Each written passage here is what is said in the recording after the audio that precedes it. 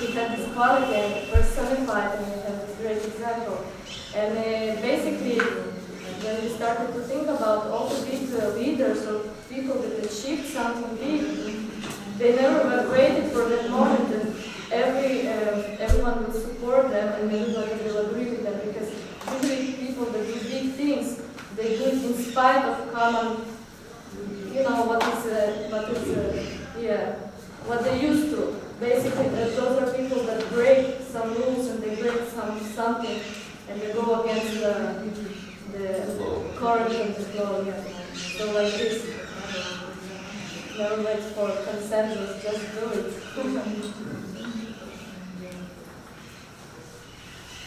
Questions? Yes. What if we risk it all and it does not go well? I would be happy to answer you, my opinion. If we will think of ourselves in the last day of our life, and we will think of some situations in our life, and there will be that situation when we do something, but we did it because we were afraid or something like that, then it will be that day that we will regret that we didn't do it. And there always will be those days that we can just go into the edge and just jump and whatever there will be, but then our life will be more fulfilled and we will never regret. So if we never try, we will never know. But if we don't try, we will forever regret. And as we spoke in the lesson, that the failure is a killer to success. If we look at our failure just as a lesson to learn from it, then it's not a failure, it's just experience that you can use for a second attempt or third or fifth attempt. So this is what I think about your question. Maraj? I was just thinking about this risk-taking.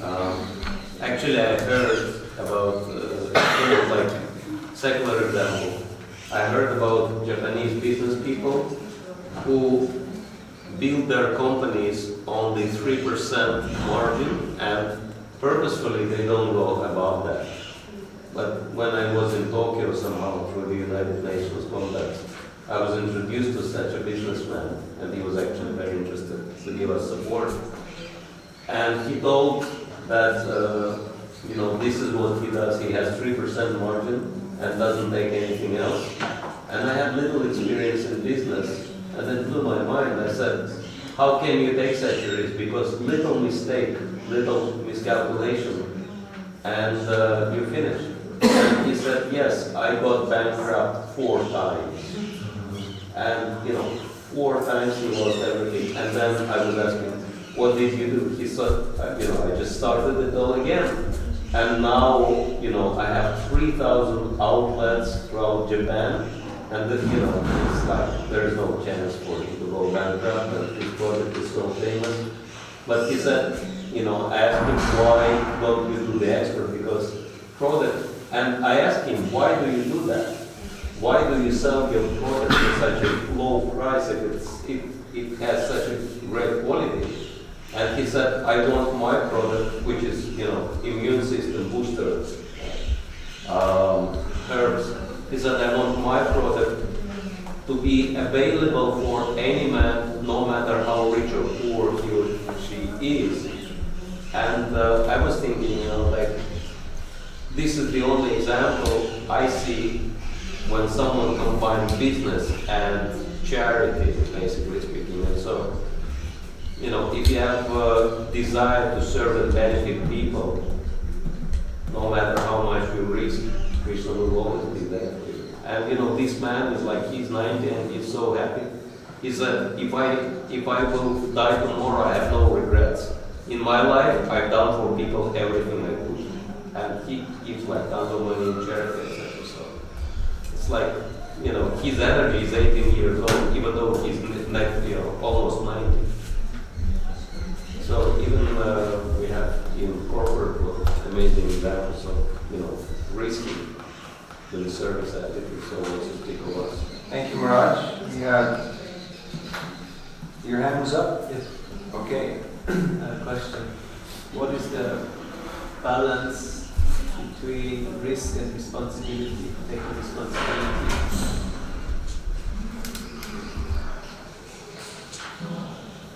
Not all at once, but you can balance it, you know. Somebody should answer.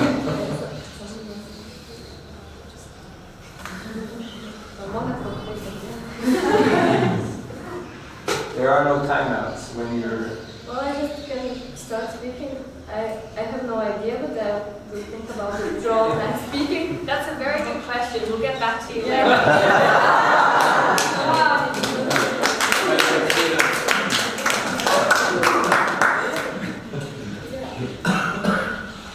Let us first go out and risk it all. Then, once we lose it, then we'll come back. We get back to it. Well, I think we have to have a plan anyway. It's not just we just jump a bungee rope without a rope. We have to have a plan. We have to plan as much as we are able to plan. And also in our plan, we have to, it's like a business stuff, we have to include the unknown factor, the risk factor. When we plan the money, we have to insert this point. We have to plan as much as we can plan in our capacity with our team and like that, and then we have to act on it. And then inside of the process, we will see the things happening, and then we can start, like we spoke also, and then we can start planning again. But we cannot protect ourselves 100%. It's like there will always be that factor, the known factor that might happen, even if we will cover ourselves like 360 degrees, something will happen, like for sure. Are you happy now? Okay, Advaita? I think there's a word for that. It's called calculated risk. Calculated risk. Yeah. Did Srila Prabhupada take calculated risk? All the time. He came with 40 rupees. He put all his money on the first storefront, first month rent, nothing left in the pocket, didn't know where the second month rent was coming from, purchased buildings without any money in his pocket at all, and so it went forward, but it was calculated risk. He didn't do anything stupid. He didn't tell anybody jump off the roof and you can fly and stuff like that. There are many stories of people who went to war and they had well-trained armies, but they burned the boats when they reached because they knew that that desperation and extra excitement would really put people on the edge, that they really gave it their all, because they knew there was nothing to go back to. There was nothing in the back, there was only going front. So that is what it takes to be a spiritual entrepreneur, that you go all in. And the moment you go all in, that's the moment where Krishna extends His grace and He opens doors of opportunity. Thank you very much.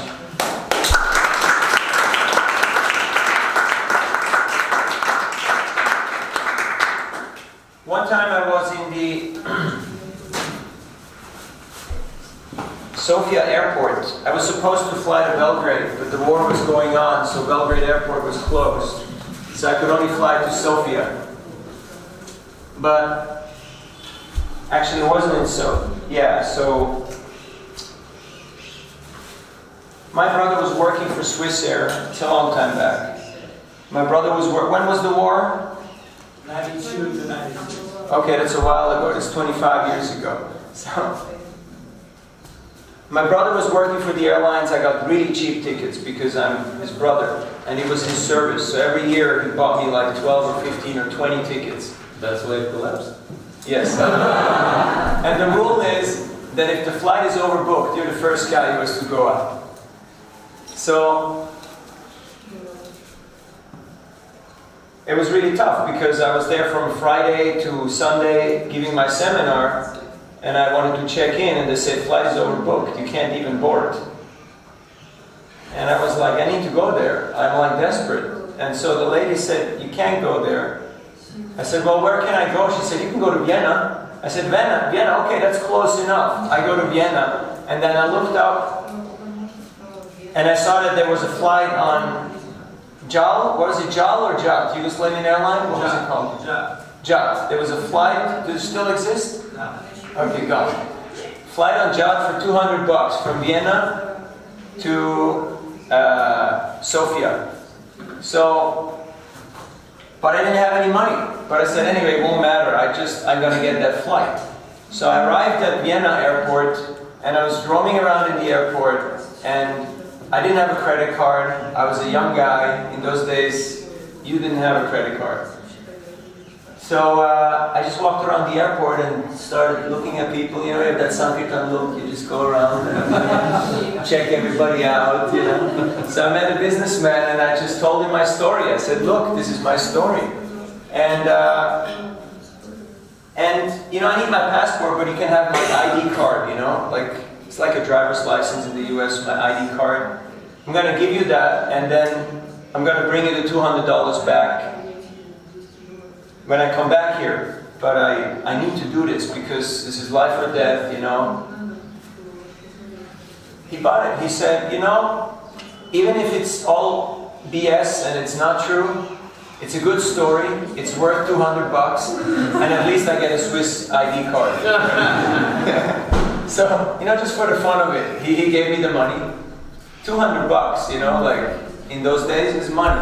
So I bought the ticket. I flew to Sofia.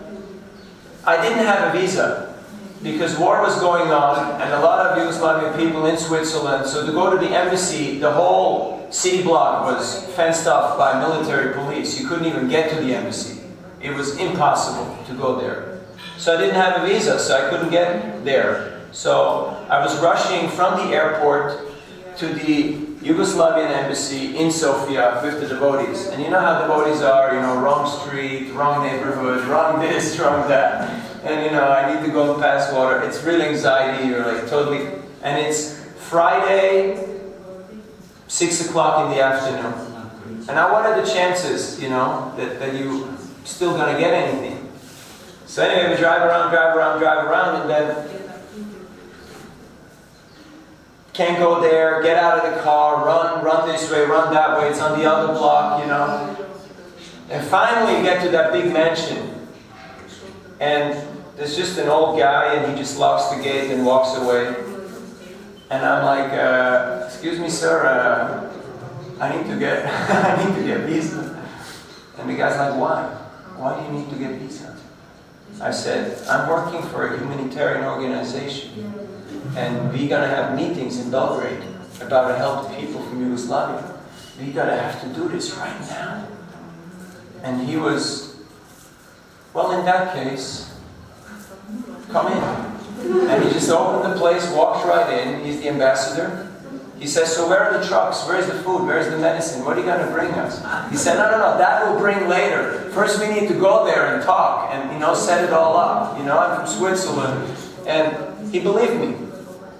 So, break rules, okay? So I sat down with him and he put a visa in there, stamped and signed. He said, no charge, you know, my son, and come anytime you like, it's all good. I wish you luck on your mission. And then we drove from Sofia to Belgrade, and you get to the border and there's 7 miles traffic jam. Because everyone is smuggling in petrol and goods and whatnot, and people are driving in where people are driving out, and all kinds of weird things. But the devotees somehow made it, and we made it to Belgrade, and we had a really nice Sankirtan meeting, and tried to encourage all the devotees there who were risking their lives to distribute prasadam and books and preach, and it was really a nice experience. So, if you extend yourself beyond your call of duty, and you get more and more of these little experiences, and medium and bigger experiences of how Krishna floats your boat, how Krishna, Srivas Prabhu from West Africa, that's how they live. They only live on the edge. There is no other place. There is only the edge, right? That's the only place where they live. We traveled from Lagos, Nigeria to Abidjan, Ivory Coast, through 5 countries in a van, border crossing, dealing with all kinds of issues and people. Would it prove that? No. Not even insured van, you know. So, but your faith in God really increases because that's the only thing you got, basically. You realize that's all I have. So I better have something. So your faith immediately starts growing in massive proportions because that's all you have and the people who are around you. So I'm sharing this with you not because I'm a special person or I'm somebody exceptional, but anybody who combines themselves with the higher order and the mission of the acharyas can experience this level of empowerment, of dependency, and you immediately get massive traction in your spiritual life. Your faith grows in heaps and bounds, and you actually become infected. It's contagious. Like when you go against the system and you realize that just following the law, just following what everybody does is not what you need to be doing. But you have to know for yourself what you need to be doing, and you just have to do it.